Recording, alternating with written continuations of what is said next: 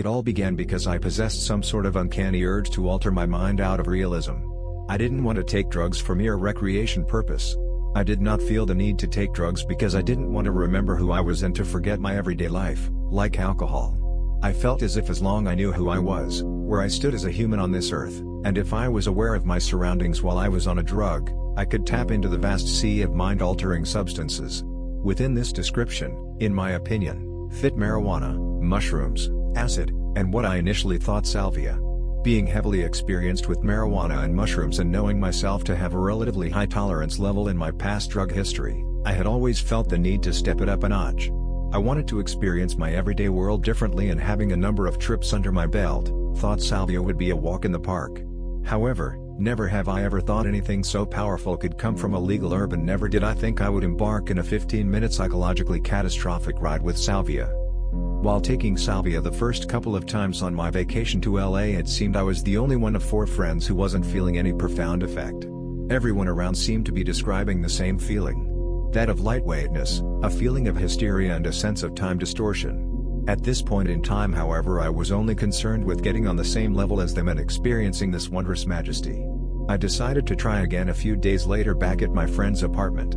He was the one always trying new things with me, so I felt very comfortable just letting loose and upping the potency quite a bit. So we decided to take 2 hits, one moderately sized hit, and another larger one in which we were going to hold it in for 30 seconds. After being the first to do so and handing his elephant-shaped bowl to him, it happened. At first it was as if my body sank. It would continue sinking until my mind seemed to be no longer comprehensive with my body. It had felt as if my soul was intercepted by an extremely strong and important force. Important in the sense of it had complete control over me and seemed to have governed my actions at the time. The physical aspect scared me. It was as if my face was being torn apart and that my right body was being torn away from me. It felt as if my right side had a certain deity to it that was telling me this is it and to come with us. At this point I was going crazy as I tried with disbelief to accept that this was actually happening to me. In a state of sheer terror and complete disorientation, I felt as if there was nothing else in the world left and that I was left alone to combat this evil taking control of me. It had felt as if my friend was part of it too. I kept yelling out to him, "Dude, stop fucking with me. Why are you doing this to me? Why are you laughing? Why do I feel like this?" And since he was doing it also, he could only laugh and assume I was just really high. But I wasn't just high. I was in a state of discontent, of suffering, and I could not describe it. I could describe the feeling with a metaphor. It felt as if someone was performing surgery on me and had sedated me so I would have no feeling, and I woke up in the middle of it feeling everything. It was like I was unable to grasp reality and that there was no way around this torment. I had a feeling that I needed to do something, needed to get away from this place, somewhere to run. I just needed to escape for God's sake. My whole right side went numb and it felt as if a strong force was tricking me into a hellish game of torture where I had to fend for myself in getting out of this state of misery. It was as if all hope was lost and that no one could help me release this extremely uncanny feeling. It was as if my body was one step ahead of my mind and that my mind was put into a blender equals mixed with hell. It was a feeling like no other. It was extremely disturbing and I had felt extremely depressed during the entirety of it. It was like the whole world was laughing at me and I was in the center helpless trying to escape this mental lunacy. It made my heart race and I was feeling really hot, as my face turned blistering red. At that point I had trouble breathing. Diagnosed with asthma, it brought me back to when I had severe asthma attacks, having almost no breath and dependent on a machine for rehabilitation. This made me extremely afraid and I started praying. I started asking God for forgiveness, asked that this sense of insanity would subside and I could just live reality normally. I was hysterical, pleading to my friend that I could not breathe, that if this feeling was to go on like this I would kill myself. It was like I was looking through someone else's eyes into my soul and all my fears had joined into one conglomerate that expressed itself through a physical and mental sensation. It was something out of this world. After feeling as if I was experiencing this for hours, I asked my friend how long it's been and shockingly he said about 5 minutes when I had started talking to him, and I focused on my breathing, and sat with my eyes closed. I had started to see that the feeling was quickly subsiding. I suddenly had faith in the world again. I felt like I had a second chance. I felt physically and emotionally drained. That I had ran a marathon and was extremely exhausted. I was also unable to think straight for 30 minutes. It made me feel very awkward being around my best friend. I had apologized that he had to put up with me for that horrid experience. He assured me he was here for me and I am glad he was there to comfort me. It was an experience like no other. I was in a living nightmare. trying my hardest to escape it but reaping the consequences and emitting a toll on my body. He explained to me I was saying I was in pain and that I needed help. It all felt like a blur to me at that point, but I sat there and tried to remember the whole thing. It was life-changing and it taught me to see reality as the body's equilibrium, and it is there, not be tampered with, not with drugs or nothing. It is in those extreme cases where a good memorandum is received from the bad and we develop into a more understanding person. In this case about the effects of salvia on drugs. Salvia delivered a strong message even though it is regarded legal and not necessarily a drug. I believe salvia may shatter what you believe drugs are about. If you are to take salvia, please do not overdo it like I did. You will live your life wishing you never did. It is not for the faint of heart, and hearing it from someone who has experience in taking drugs, do not tamper with it.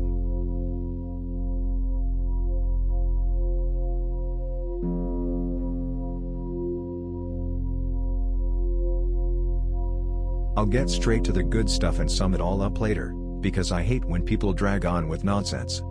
I was 31 when I smoked salvia for the first time. It was 20x. Honestly, I have done acid and shrooms in the range of a few hundred times, but nothing could ever prepare me for this experience. I can't even compare it to these past two psychedelics I mention. My friend who gave it to me said he smoked it and he couldn't stop laughing. My experience was the complete opposite. I sat on my couch with the goods in front of me, thinking I was going to smoke this, chill for a minute and enjoy, then do some yard work. Man, I couldn't have been more wrong. I smoked what I would say was about a half-full bowl mixed with cannabis. Held the first hit in for about 30 seconds, then it felt like someone plugged my tongue into an electrical outlet, immediately followed by a tornado of white light that felt like a full-body tattoo spiraling upwards through my body. Then I shot out of my roof and about 100 yards above my house. I could see for miles to the east, west, and north, but the south was no longer there. My whole neighborhood was being rolled up like a carpet. The core of the earth was being peeled up, and nothingness was left behind. Wham! I shot back down into my body, which was still seated on the couch. It felt like someone or something had me by the scruff of the neck and was trying to roll me up into my couch and my wall behind me. It was extremely uncomfortable. I had an overwhelming feeling of claustrophobia and could not for the life of me get up from my seated position on my couch. I remember seeing my two dogs walking across the floor, but they seemed like they were in another realm or dimension, but constructed of the material reality I was familiar with. It looked sinister and eternal, more real than real. I think I remember trying to spit a few times on my floor thinking this would make the feeling go away. It was like my saliva was liquid sandpaper. Next thing I remember, I am standing in my hallway merging with the walls. I felt like a fly stuck to flypaper. No matter how hard I tried, I could not become separate from my wall. I tried to turn around and everything behind me didn't exist. It was like I was only forward motion and nothingness followed. I would look at my arms and they were swirling molecules becoming one with anything they touched. Same with the rest of my body. Then I come to in my doorway of the foyer gripping with all my strength at the walls trying to hold the force back.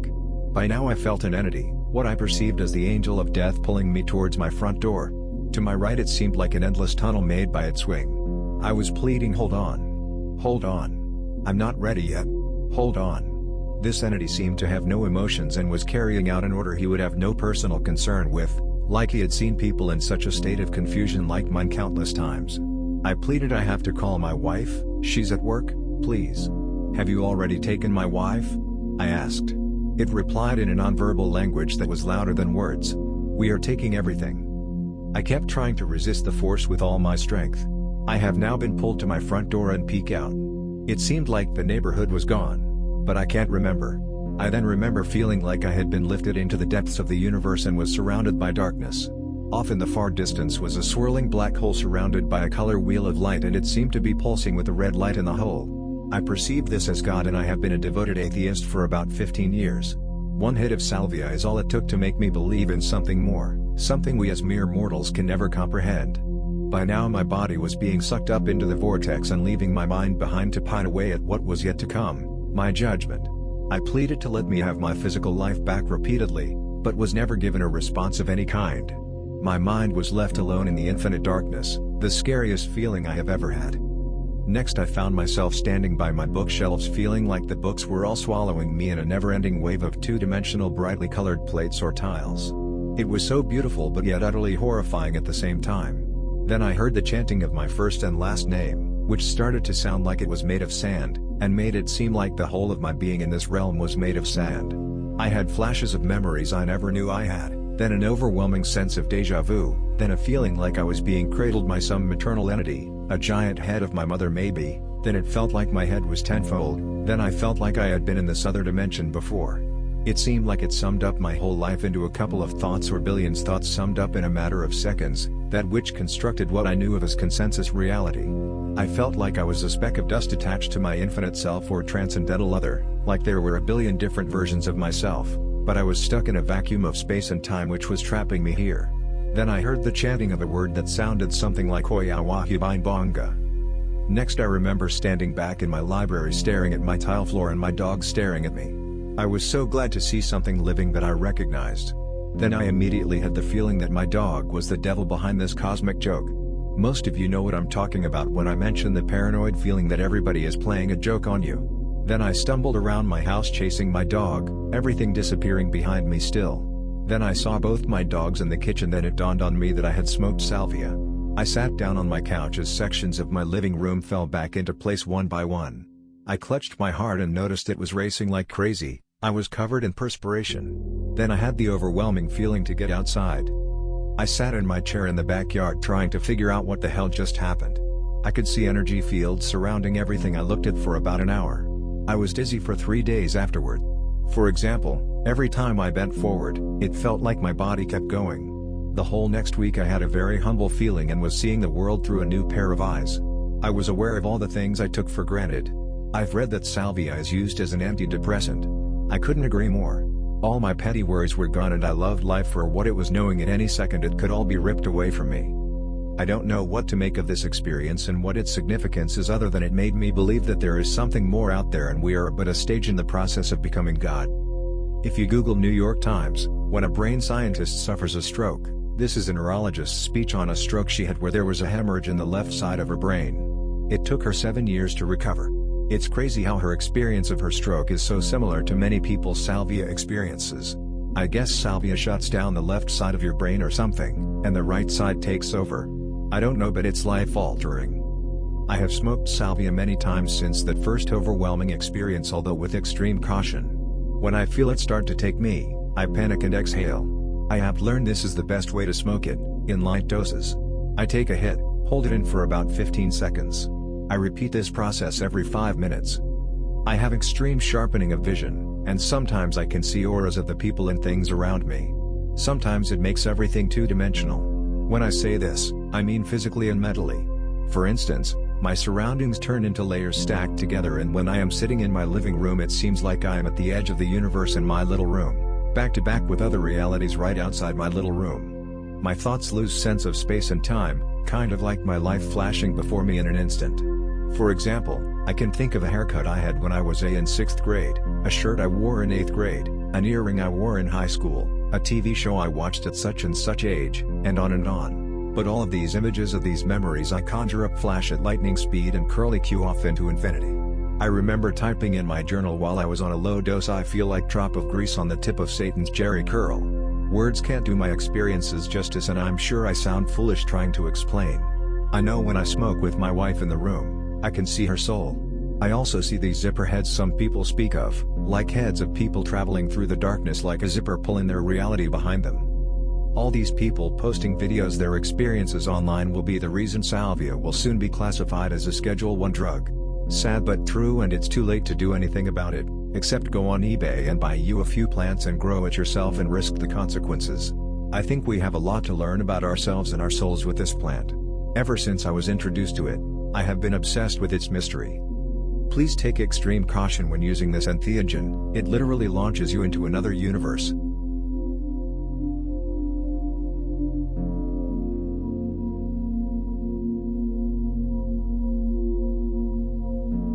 I have tried many hallucinogens, ranging from blotter, microdots, psilocybe cubensis, and have even picked psilocybe dampenensis from cow patties in Central Florida. These have all served to distort my sense of reality, but I was never able to achieve a full out-of-body experience from them. Then I was introduced to salvia.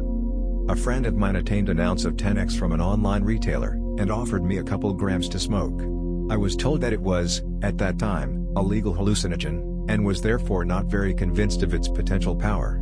Surely something legal could not create an out-of-body experience. He insisted otherwise, so I agreed to try it. That evening, I arrived at my house and set the scene for my mind-shattering departure. Looking at the dark green-tinted substance, it had a slight greasiness to it. I opened the small Ziploc baggie and smelled it. It smelled like tea, and looked like tea.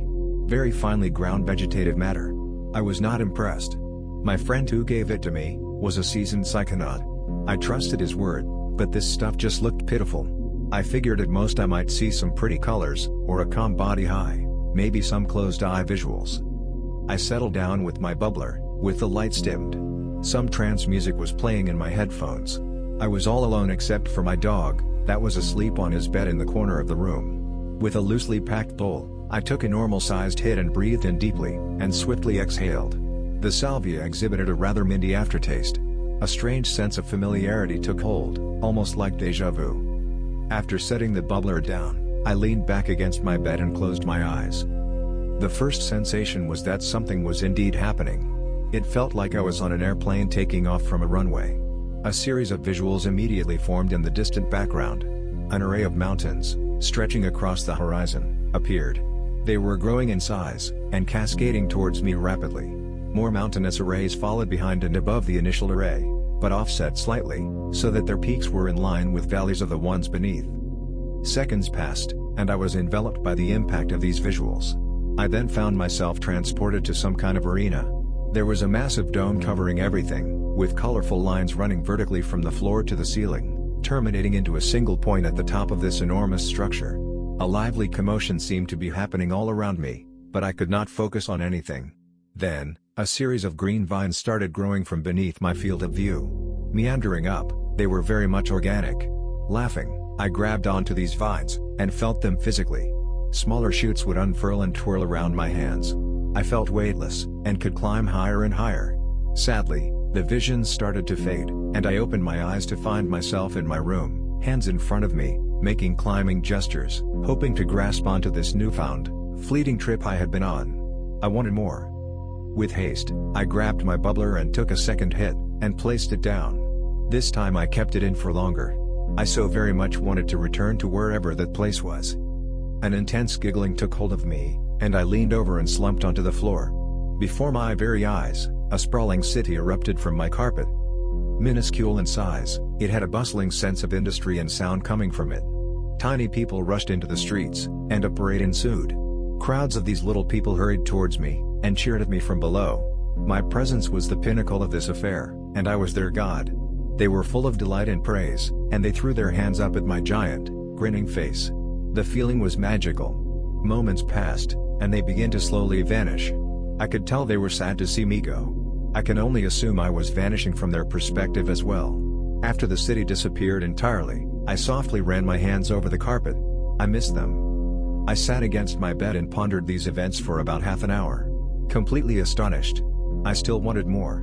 I decided I wanted to dive as deep as I could go. Grabbing my bubbler, I emptied out the ash and packed it tightly with as much salvia that could fit.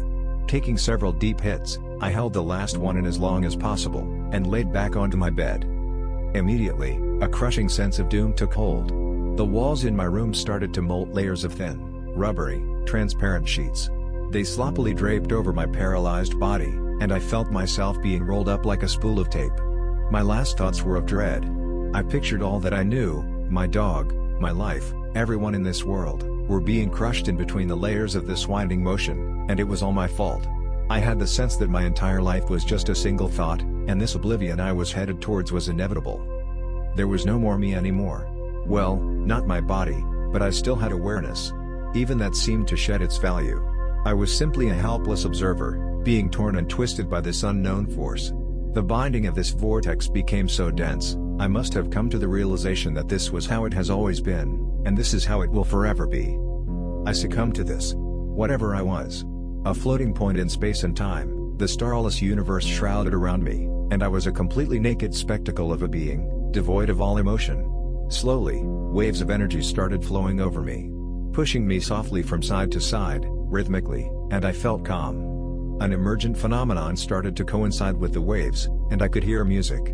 Life itself pixelated back into place at this steady beat, and I opened my eyes. Laying in my bed, I could hear the trance music playing in my headphones, and I sat up to inspect them. Pulling them away from my ears, there was a resistance. A magnetic force was pulling the headphones back onto my head. What looked like fiber optic cables, in a colorful matrix, like a Chinese finger trap, extended from each side of the headphones, and into my ears. Still tripping out my mind, I placed them back onto my ears. I was not afraid anymore. I reached for my bubbler and took another hit. That's when it pulled me back in. A swirling wormhole manifested in my view, and I was shot into it with amazing speed. The inner walls were a shimmering rainbow of geometric elegance, and while tunneling at light speed, ebbing and flowing for eons into its sublime corridor, I felt no fear. This intense flight ended by ejecting me into a vast landscape. In the far distance, I could make out a towering mountain. From the peak to its base, there was a perfectly vertical crevice separating the mountain into two halves. Looking up to the summit, there was a brilliant, blinding star, perched above the middle of the crack. The light it emitted was so bright, it hurt my eyes as I witnessed it. The rays pierced through my squinting eyelids, and was so bright, I could still see the star clearly, even with my eyes forcefully closed. This vision passed suddenly, and I was pulled back into darkness. I now felt a slow, tumbling sensation. My vision came to, and I saw an immeasurable, monochromatic wheel turning about. This wheel seemed to have an infinite depth to it, and it was all-encompassing. There were struts that divided the wheel into sections, and indescribable happenings unfolded within each section. Some appeared to have organic, globular objects, dividing and morphing with themselves. Other sections seemed mechanical, with gears and rods rotating harmonically. I felt myself being gravitated towards one of these sections. As I fell in, I could see endless window panes churning forth around me. These windows seemed to be slices of events, from never-ending timelines. Falling further in, I could see a familiar timeline. My universe, my dog, my bed, my life. I drifted into it and became myself again. Waking up to this reality, I opened my eyes and sat up. My dog was happily asleep on his bed. I smiled. Still feeling very groggy, and drenched in sweat, I got up to turn on the lights, hoping to stabilize myself. I got up and turned on the lights. Then I realized that I just thought I turned on the lights, when actually I didn't do anything. I felt stuck in some kind of loop. I kept visualizing myself getting up to turn on the lights, and acting it out, but finding myself still sitting in my bed. This was a very uneasy sensation, a kind of anxiety took over me. I had to break this loop. I adamantly made myself get up and turn the lights on, and finally they were on. I figured that was enough for the night, and after an hour passed, I was back to my normal self. I remember falling asleep, wondering how this unbelievably potent substance was legal. The next couple days were pleasant, a glowing calmness consumed me.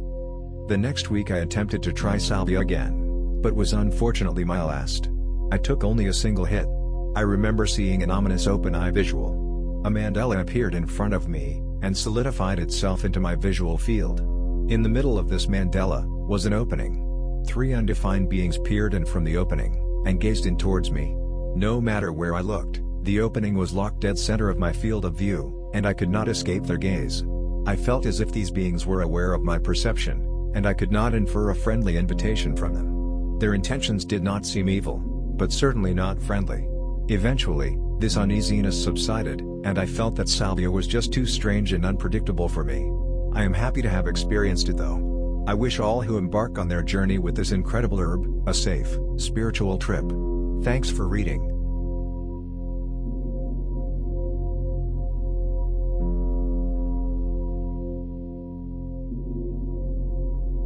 First experience. A little background in the way of an introduction and reason for my interest in Salvia divinorum, St.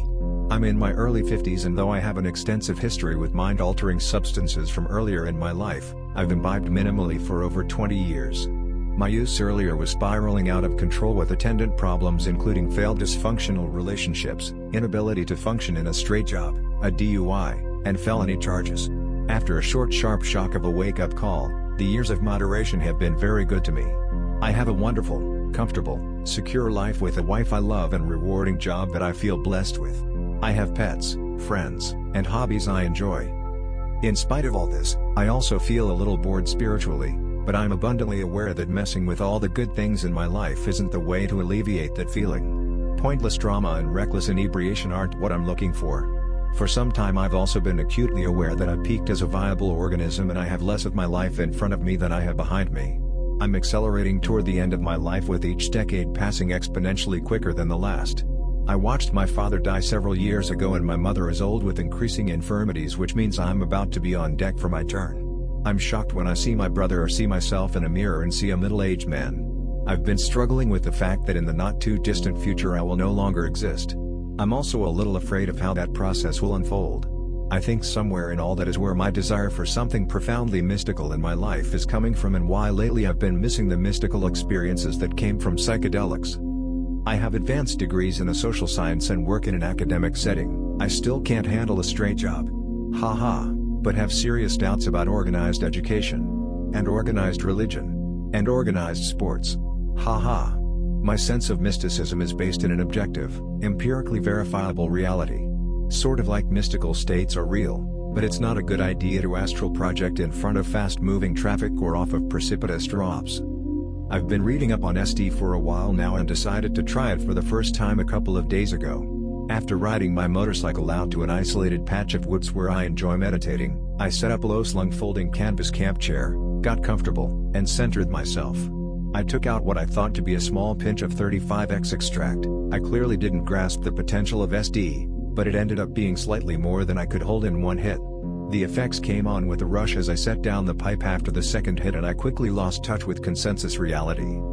I think that some of the experience was lost to my conscious memory, but I clearly remember all of existence collapsing into a bright line immediately in front of me but stretching out to infinity on each side. Everything was lit by an incredibly bright light and surreally vivid. There was a loud rushing roar as the entire universe was collapsing and being pulled into the long thin line. I was acutely aware that all of existence was ending at that moment. I was melting into my surroundings and being pulled toward the thin line of obliteration. I had a vague notion that I might be pulled through the line and reappear on the other side, but was afraid that I wouldn't be able to breathe once I crossed over to the other side. With some force of will I could resist melding with my immediate surroundings and hold myself back from the line that was rapidly devouring everything around me. It struck me as absurd and terrifying that this is how the universe, with all the unique souls it contained, ended. I began to implore a higher consciousness that was diffused within everything and beyond everything at the same time, asking, is this really how it all ends? For everybody? In an extra-verbal response that was gentle and matter-of-fact and slightly bemused, I received the answer, yes, this is it. I continued to be pulled toward the abyss as I struggled to maintain my physical integrity apart from my surroundings and pull back from the all-consuming line. My destruction was directly in front of me and I knew that I wouldn't be able to maintain the struggle to resist much longer. I just couldn't believe that everything came down to this moment with the universe slipping into an infinitely long thin line, but here it was happening with no recourse open to me. At that point I didn't feel abject terror so much as a melancholy distress and reluctance to have all that I know and am come to an end. I responded to the higher consciousness, you're shitting me? You're shitting me? As I began to recognize consensus reality, I realized I was now on my knees facing the chair in which I had previously been sitting. I was still saying, you are shitting me, you're shitting me. But the meaning gradually shifted from incredulity that the universe was ending right in front of me to amazement at the unexpected and profound mystical experience I just had. As I became more aware of consensus reality, I was flooded with relief and gratitude that I wasn't insane and that reality as I knew it was coming back. I was never so overjoyed to see trees in the back tire of my motorcycle which I was kneeling beside. It was like my entire existence was a wonderful gift of something precious that I dimly recalled having in another life. Slowly the component pieces of my life fell back into place and I made a mental checklist as I reintegrated with my day-to-day reality. I'm me and I'm wearing full protective motorcycle gear except for my helmet and gloves, and my knee braces are uncomfortable from kneeling. There's my motorcycle, I ride it to work, I'm on my way to work. I'm in the woods, in the town where I've lived for the past 16 years. I have a wife, pets, a home, friends, co-workers. I didn't look at the time before the experience began, but based on when I left the house and how long it takes to get to the stand of trees, I'm guesstimating that the whole experience lasted around 10 minutes. I sat in my camp chair for another 20 minutes before packing up and heading to work. My balance was fine and I had no problem riding out of the woods in spite of there being a couple of sketchy climbs and a couple sections of loose baby heads that are a bit of a challenge at the best of times. My sense of time and distance were still altered and I clearly should have waited a bit longer before operating a vehicle. I made it to work safely with only one remotely close call as I turned in front of oncoming traffic and they closed on me sooner than I expected. Hero would note, driving while intoxicated, tripping, or extremely sleep deprived is dangerous and irresponsible because it endangers other people. Don't do it. As I've processed the experience over the past few days, I think much of it was a metaphor for my death. My incredulous question of "is this how it ends, for everybody?" speaks to death being the one truly universal experience of all life forms on this planet, and my struggle to come to terms with its absolute relevance to me. I definitely have much more respect for St. All in all, I'm pleased with the experience and its complex blend of terror, relief, confusion, and joy. I wasn't looking for an experience where the bliss meter was simply pegged, but something that challenged me, which it certainly did. I'm excited about this new journey and the insights it will bring. Second experience. After my previous experience, I am approaching St much more respectfully, and a little fearfully. I recognize something from my substance use earlier in my life. I had a misplaced pride in being able to handle psychoactive experiences. Pride that I could consume more of whatever anyone else did/suggested. One is a monster? Give me three. Never mind that it was silly, wasteful, and often dangerous. This pride eventually facilitated an ever-tightening and accelerating downward spiral in my prior substance use. It was this same pride that had me jumping in at the St deep end with a sizable pinch of 35x, in spite of suggestions by those much wiser in the ways of the sage. St pretty much obliterated my sense that I can handle it. The very idea of me handling it doesn't even make sense when the experience tears me out of my reality with such force that I barely retain tattered shreds of the concepts me, it, or handle. I feel silly now with what probably amounts to a lifetime supply of 35x and 40x when it's obvious that easing into things with plain leaf or a much lower concentration extract is sage advice, pun intended. This morning I rode the motorcycle out into my favorite patch of woods, set up the camp chair, and settled in. I was listening to Ashtray Hearts on my media player during the ride out, a melancholy atmospheric sort of alt-country-ish sound, self-identified by the band as apartment music, but decided not to have the added stimulation of music during the experience. I took a few deep breaths, centered myself, felt myself relax into the chair, and looked around at the peaceful, pleasantly green, springwoods surrounding me. In a sort of mentally half-articulated way I asked to stay relaxed and embrace the experience. Mindful of the overexuberance and lack of respect with which I approached the first experience, I pinched out several flakes of the plant in an attempt to err on the side of caution. I concentrated on thorough ignition, a deep breath, and settled back into my chair. There was no problem holding the inhalation like last time, and I slowly and smoothly exhaled after 20 or 30 seconds. My first response was "I'm not sure anything is happening." Then the effects came on quickly. Unlike last time, there was no apparent loss of conscious memory or complete loss of contact with consensus reality.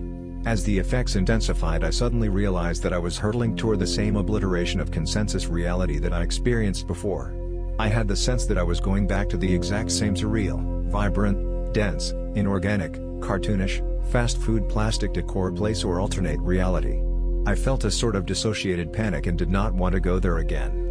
I had the fleeting thought that this alternate reality had been merely hiding behind consensus reality and was indeed the true reality.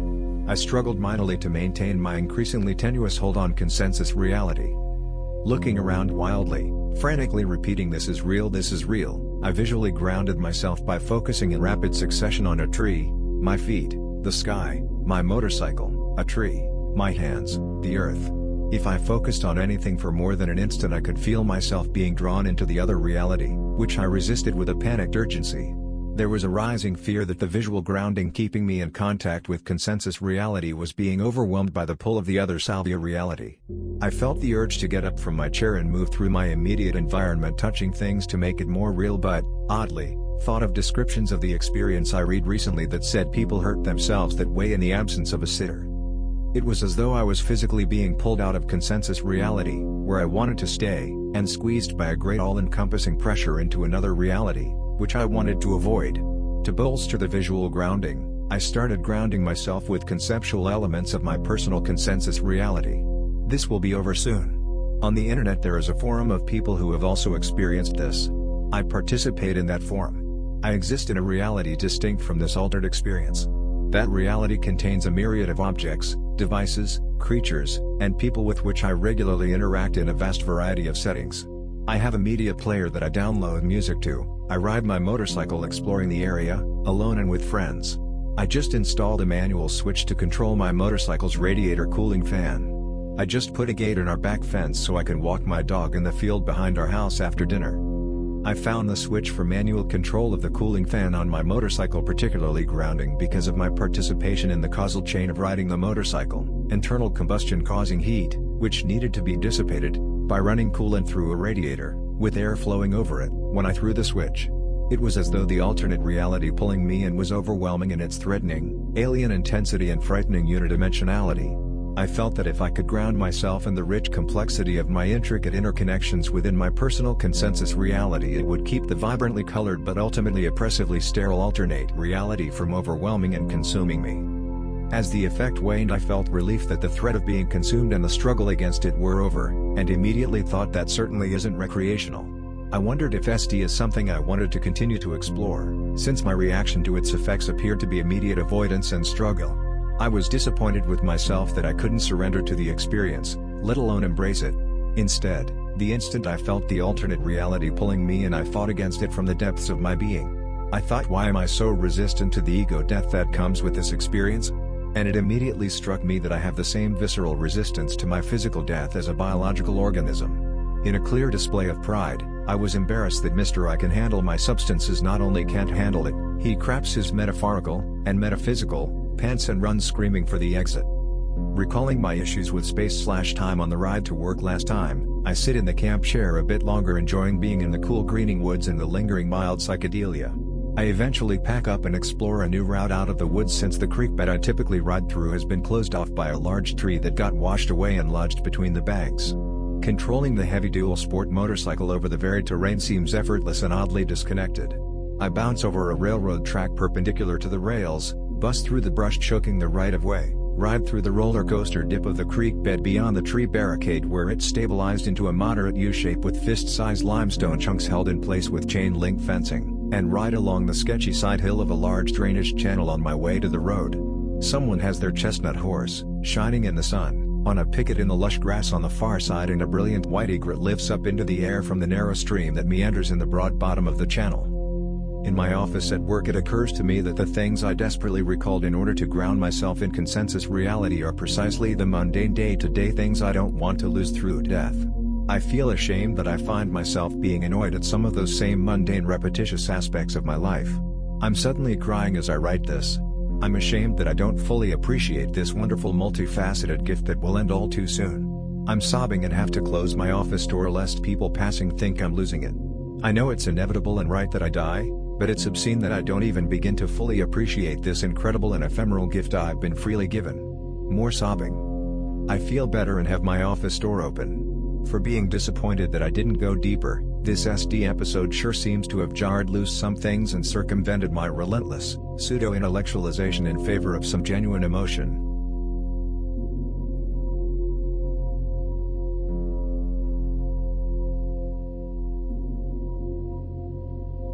After receiving a gram of 10x Salvia extract in the mail, my friends and I proceeded to use the entire gram in one night. Our first two experiments were in the dose range of around 40 to 50 milligrams per person. We topped the night off by smoking the rest. 3 people had 100 milligrams each and the other 2, myself included, had 150 milligrams each. I was completely blown away by the result. Setting: my bedroom. Time is 3 a.m. I am with 4 of my good friends. Good state of mind. Smoked 150 mg of 10x extract in 2 bowls. The last normal thing I remember is exhaling and thinking, wow, that was a lot of smoke. Suddenly I became aware of a series of strange zipper-like patterns across the room, running parallel with the floor. Each line was about a meter in distance from any other line. Then I became aware of the fact that everything I was seeing was losing its depth and becoming flat, like a piece of paper. Except there were layers of these papers all standing up straight from the floor. I could move around between the layers in my bedroom. It was kind of like walking through a room filled with freestanding cardboard cutouts with pictures of my room on them. One cutout would be my computer and desk, another my bed, and so on. The zipper lines were becoming more and more pronounced as everything in my vision flattened up. Then I noticed the presence of a few beings around me, whom I thought to be my friends, who were all in the room at the time. Each of these beings was attached to one of the zipper lines in some way I can't describe. I could see them as human form, and they looked exactly like my friends. But I knew that they were all attached to the zipper lines, too. The idea was passed to me, from somewhere, that these people were the heads of the zippers that held reality together. This was, I assure you, one of the most intricate horrors I have ever come across. The idea that these people were all that stood between reality and nothingness scared the living shit out of me. To my complete horror, I watched as one of my former friends began to walk along his zipper line with an insane grin on his face. Reality began to unzip. I don't know how else to describe it. It looked exactly like a zipper being undone. The two sections of reality that were previously joined by the zipper began to spread apart. An infinite blackness was the only thing left between the sheets of reality. My friends, I realized, were only some benevolent consciousness wearing their skin. Each one moved and acted precisely the same way. Each with the same sick grin on their face. They would unzip their zipper while goading me into letting it happen. This led me to the conclusion that I, somehow, was in control of the fate of reality. I fixed the idea firmly in my head that everything would stop, and reality would zip itself back up. This did not work. Now I realized that I had no control over the situation, and never had. The beings wearing my friends' faces changed from goading and sneaky to angry and forceful. I was chased out of my room, into the kitchen. I became aware of the fact that I could not move as I thought I should be able to move. There was some form of resistance whenever I moved, accompanied with a strange zipping sound. I was now a zipper head, and as I ran I was unzipping reality behind me. Panic hit me very fast. I tried to flee the kitchen, as the other zippers had followed me and were trying to catch up to me for what I thought was some purely evil reason. It was imperative that I stay ahead of them if I were to survive. I made my way through the living room, down the back hallway of my house, out the back door. Reality was now completely coming apart around me. Everything had gone quiet, except for the noise of the other zippers following me, and the noise my own zipper made as I moved. All other noise seemed to disappear as reality was unzipped. I was now in a very real state of panic as I watched in horror as my house unzipped from reality. I was not safe outside, either, I realized. But it was too late to do anything. Somehow I got the idea that I needed to let go. This wasn't worth fighting any longer. I watched with a growing sense of calm as 4 other zipper lines converged on me. Just as reality was finishing its unzipping, I noticed the presence of one of my friends. He was standing in front of me, looking down at my face. He's taller than I am. He kept asking, "Why are you outside?" I realized that he was my friend from before, not the head of a zipper. It looked as if I was seeing him through a tunnel in the center of my vision. The tunnel widened and reality as I know it came back to me all at once. I was outside, but how? What had happened? What had I just experienced? I allowed myself to be led back into the house, still too confused to do or say anything. A couple hours later, by the time I went to bed, I could remember everything clearly, and still do. I'd have to say that Salvia is by far the strangest drug I have ever come across. It's like a mixture of ketamine, dramamine, and shrooms, plus something entirely novel. I would not call it fun at all except at lower doses. Everything I witnessed seemed very real as it happened.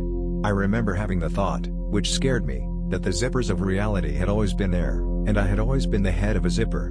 It was as if I had been pretending all along that reality was the way it is, and that somehow I had forgotten the nature of my true existence. I was being shown my true nature, I thought. Strangest thing to ever happen to me.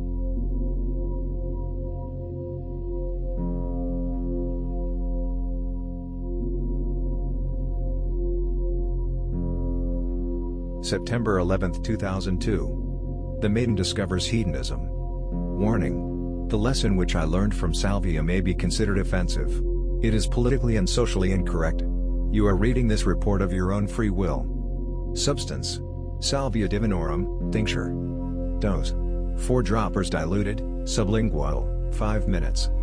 Body weight: 126 pounds. Gender: male. Preamble. This is an account, as nearly as I can describe it, of my second experience with S. divinorum. It is an account of the results of the Sage Goddess Emerald Essence tincture manufactured and sold by Daniel Siebert. It has been divided into a preamble, an introduction, 9 chapters, my conclusions, and a lesson from the S. divinorum collective. This division is for organization and convenience. I must make it clear at the outset that, as of this writing, I am still a neophyte psychonaut.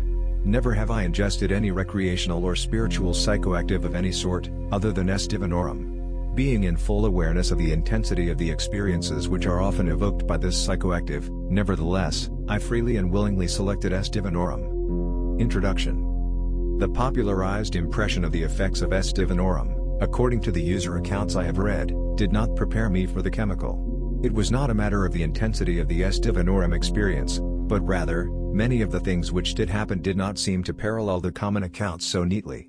A few happenings, such as my direct experience that this plant is perhaps more eager to learn from us than to teach us, opposed some accounts. Chapter 1. Oral ingestion begins. After a careful and contentious preparation of 4 dropperfuls of sage goddess emerald essence tincture diluted with 3 dropperfuls of hot water, the preparation recommended by Daniel Siebert in his instructional pamphlet accompanying the tincture, I placed the chemical in my mouth, and oral absorption began. It had been my intention to absorb the preparation over 15 minutes according to instruction. But when in a matter of moments the entire house began to shake violently in every direction, it became apparent that I was very sensitive to the chemical.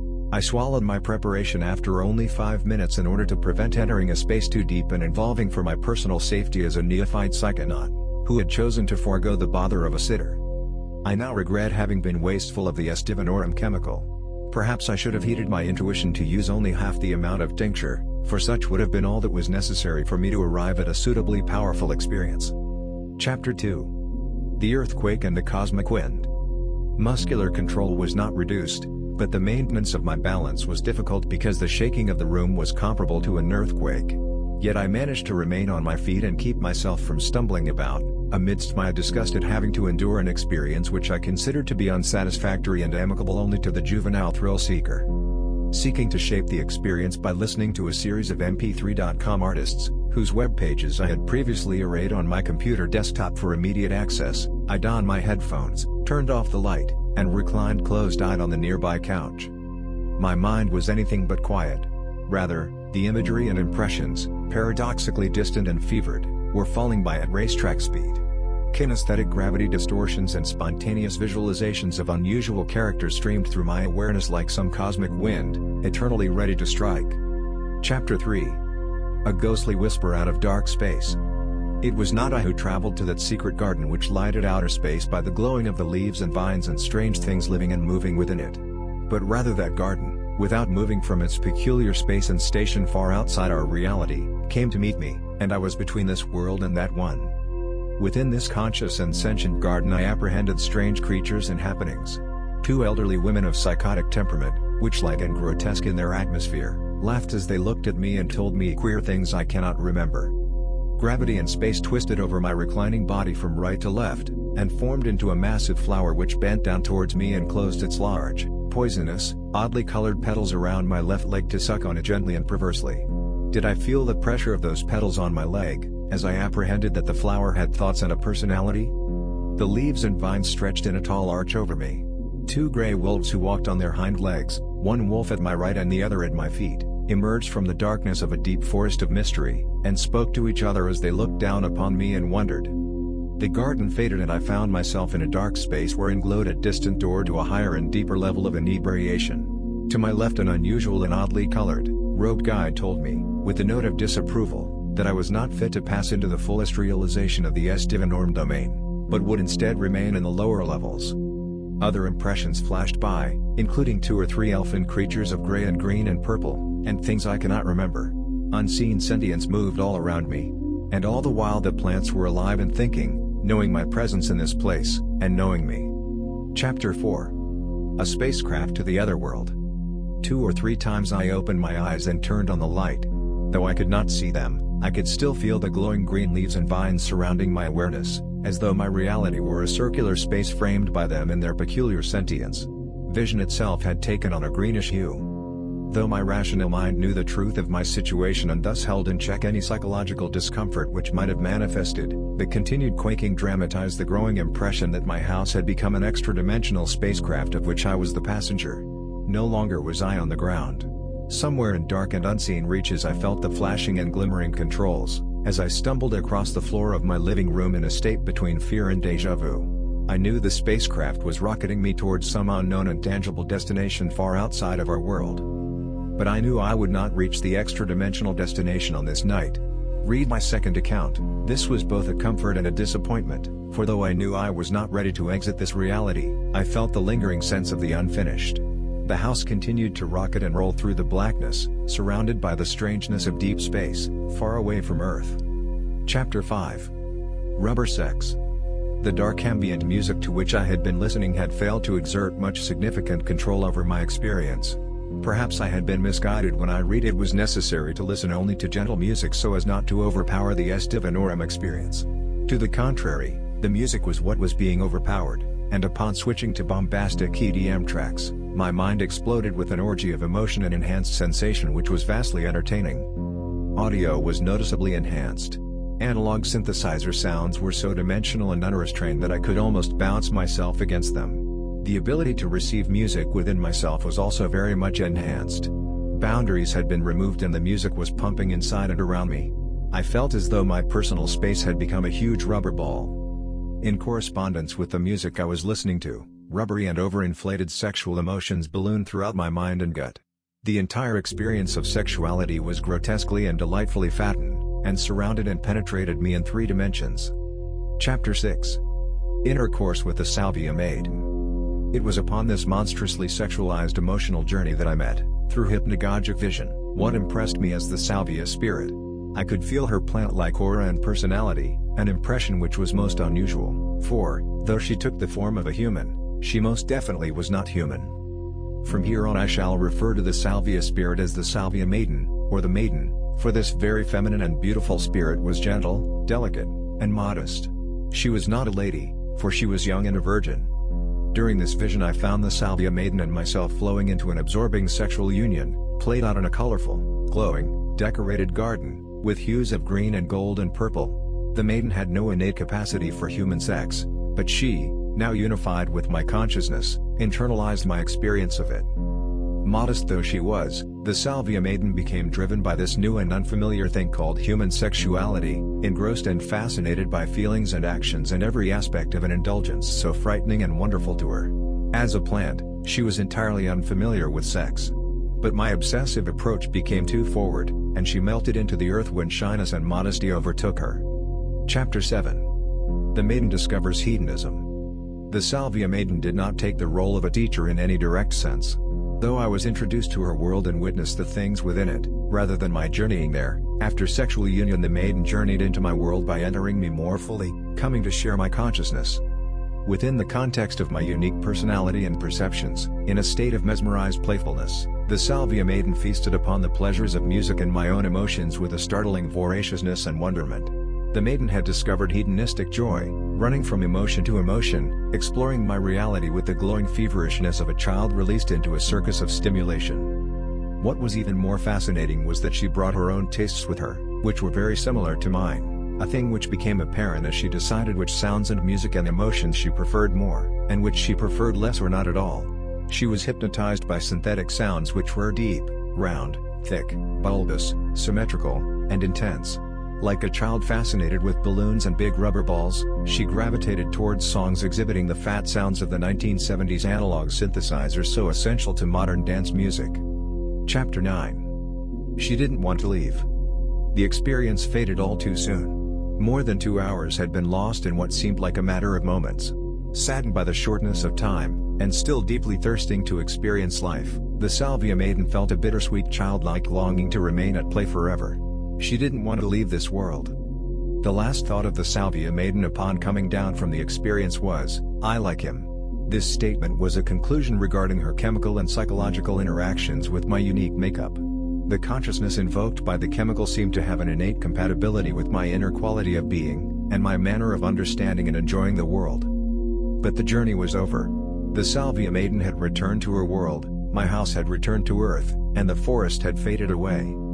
Conclusions. Consciousness in a bottle. Divinorum is not about an experience, it is not about a visionary trance, neither is it merely a teacher. Divinorum is about consciousness and memory, it invokes the mind space of Salvia. The driving need of consciousness is to have experiences. But pure consciousness cannot receive experiences because there are no means of perception. Pure consciousness knows nothing save itself and its current contents.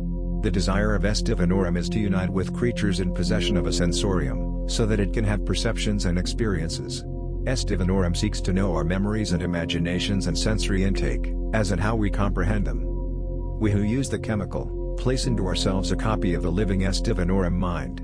This copy operates as a channel between our minds and its larger collective, having the capacity of transferring information in two directions. Divinorum can bring us visions and knowledge from its collective, and, conversely, it can receive our visions and knowledge into its collective. Low doses upload perceptions to the collective. High doses download them. Divinorum and humankind were placed on this earth to learn from each other. Lesson from the Divinorum collective. A message that people enjoy ignoring. Our nation pretends to promote freedom and pleasures and tolerance, but we as a people prefer to murder these things by preventing each other from enjoying them. This is done by our contriving all manner of social and business demands to emotionally drain and destroy others, whom we secretly hate for seeming to have more than we do. This common vendetta of the general public is an expression of purest injustice and intolerance, for we seek not to kill, but for cruelty's sake to maintain life so that we may oppress it. Though on the outside we pretend to be intelligent and happy, the secret that we have been hiding from each other and from ourselves is that we have no freedom or pleasures or tolerance. The truth is that we hypocrites are obsessed with waging war against each other, and, unfortunately, seem to want the casualties very much, because we keep making them. And through excuses or ignorance or feigned righteousness or joking, we continue to relieve ourselves of the burden of having a conscience, in order to avoid the guilt of failing to change. Pleasure is dying rapidly, and the judgmental, self-centered, limiting attitudes harbored by so-called modern people would make this death final. This is the curse of our nation for caring about not caring, and attempting to negate the truth by demoting it to the level of a rant and a waste of time.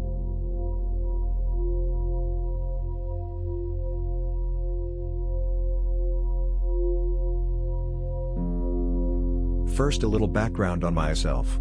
I'm 22, male, about 5 feet 10 inches and 165 pounds. I live in Central California. I smoke marijuana regularly, though not necessarily daily. I've done shrooms a few times, the last of which was about 3 years prior to trying Salvia. I've tried LSD and ecstasy one time each with no effect. I also did Robitussin, DXM, a few times about 3 years ago. About a year ago I first tried Salvia, but had no luck with only the liquid extract. A recent acquaintance of mine mentioned that he had a bit of Salvia left of the 10x grade. Although my friends reported nothing but horror stories, such as panicking and tearing clothes off, I was content with trying Salvia for myself. I was already prepared to do it the first time, just didn't happen. So my friend brought the Salvia around one day. I was at work and arrived just after another friend, who had never done Salvia, had tried it. He reported pleasurable results. We were using a bong and a butane torch lighter. I brought my video camera along to capture the trip. I was completely sober when I arrived. My friend filled the bowl of the bong, which seemed like a decent amount to me. There were 3 people present aside from myself. I took a first huge rip. I've got good lungs, keeping the torch lit, and exhaled. I burned the remainder of the bowl in another huge rip and held it in. I remarked about the harsh smoke, which felt very herbal obviously. After about 20 seconds I exhaled, and a few seconds later the visuals began. I looked across the backyard we were in and the bushes seemed to be swirling together. At first it felt a bit shroomy. Noises in the street blended naturally into the wind, which carried, seemingly literally, sound into the backyard, which gave way to voices coming from inside the house. They were singing a song to me. I could hear my name being called. Were they singing about me? I felt momentarily paranoid, as if I was being taunted by people I couldn't see through the window screen. They knew I was hallucinating. Were they fucking with me on purpose, or was I just imagining it? Was anyone there? The paranoia subsided quickly. About a minute into the trip I was feeling very calm and open to all things. I was enjoying the visual and auditory hallucinations. My friend who had recently smoked the Salvia was talking about his experience. He recalled a sense of something pulling at him, but I thought he was telling me to pull my face apart. Being very open to suggestion in this state, I proceeded to grab my lower jaw with one hand and wrapped my other hand around my head to grab my upper jaw from above. I took hold of my face and tore my head in half. I could feel my face peeling apart, but it didn't hurt. It merely tingled. By this point I was pretty disassociated and wasn't aware of any distinction between reality and my hallucinations. Even though I had just torn my own head off, I felt perfectly calm, more than ever in my life. Luckily this calmness would last the rest of the trip. I could still recognize my friends and my surroundings when I stood up.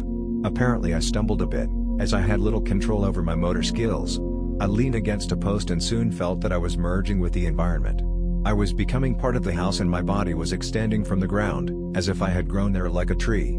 I intended my arms and they merged with the empty airspace, I was becoming part of the fabric of reality. Soon I was unaware of the meaning of things.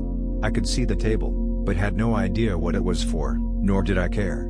2 of my friends were gone, but I didn't realize that they were gone, that they had ever been there, or even that they existed. The pure calmness had overwhelmed me and I was left literally without a care in the world. I could still perceive most of my surroundings, but I recognized the significance of any object, person, sound, etc. At the peak of the trip I was completely merged with the surface of reality. I felt like I was one with everything, yet unable to discriminate between an individual objects or occurrences.